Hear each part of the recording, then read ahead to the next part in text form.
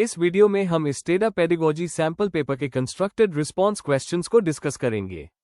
CRQ short होते हैं, लेकिन अगर कॉन्सेप्ट क्लियर हो और आंसर फोकस्ड हो तो अच्छे मार्क्स इजीली लिए जा सकते हैं। चलिए स्टार्ट करते हैं पहले CRQ से। Elaborate on your approach to handle the diversity of learning abilities in a classroom. Illustrate your response in two distinct strategies that would cater to such variability. इसके आंसर में हमें लर्निंग डाइवर्सिटी को focus करते हुए अपनी दो teaching strategies explain करनी होंगी। आंसर आप कुछ इस तरह से अपनी वर्डिंग में लिखेंगे। क्लासरूम में लर्निंग एबिलिटीज का डाइवर्सिटी एक नेचुरल रियलिटी है, इसलिए टीचर का approach one size fits all नहीं हो सकता। इफेक्टिव टीचिंग के लिए डिफरेंशिएटेड इंस्ट्रक्शन जरूरी होती है, जिसमें टीचर स्टूडेंट्स के लर्निंग लेवल, पेस और स्टाइल को समझकर इंस्ट्रक्शन प्लान करता है। पहली स्ट्रैटेजी फ्लेक्सिबल ग्रुपिंग है। इस अप्रोच में टीचर स्टूडेंट्स को उनकी एबिलिटी के मुताबिक या मिक्स्ड एबिलिटी ग्रुप्स में ऑर्गेनाइज करता है।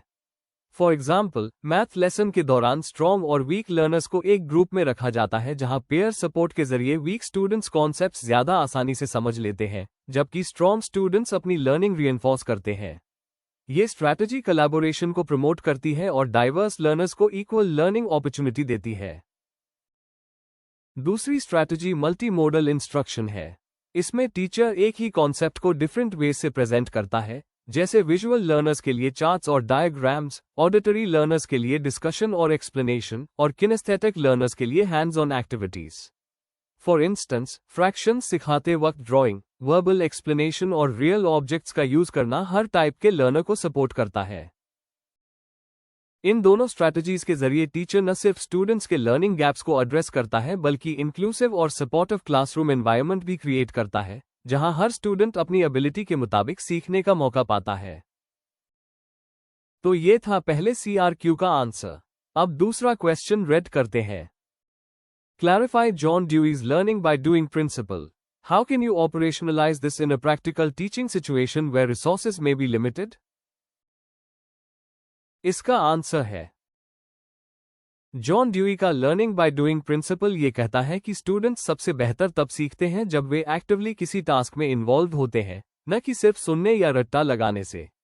और लर्निंग एक पैसिव प्रोसेस नहीं बल्कि एक्सपीरियंस बेस्ड प्रोसेस है, जहां स्टूडेंट्स खुद एक्सप्लोर करते, ट्राई करते और रिफ्लेक्ट करते हैं। लिमिटेड रिसोर्सेज के बावजूद इस प्रिंसिपल को क्लासरूम में प्रैक्टिकली अप्लाई किया जा सकता है। फॉर एग्जाम्पल, मैथ लेसन में मेजरमेंट या एडिशन सिखाते वक्त स्टूडेंट्स को क्लासरूम ऑब्जेक्ट्स जैसे बुक्स, डेस्क्स या पेंसिल्स को मेजर या काउंट करने का टास्क दिया जा सकता है।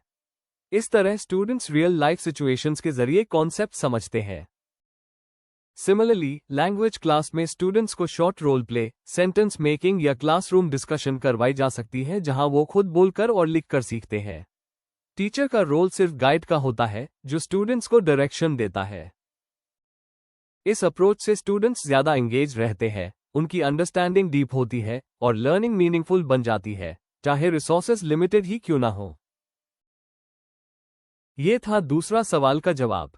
अब तीसरे क्वेश्चन को हम नेक्स्ट वीडियो में कवर करेंगे। अगर आपको वीडियो हेल्पफुल लगी हो और ऐसी वीडियोस देखना चाहते हैं तो कमेंट सेक्शन में बताएं।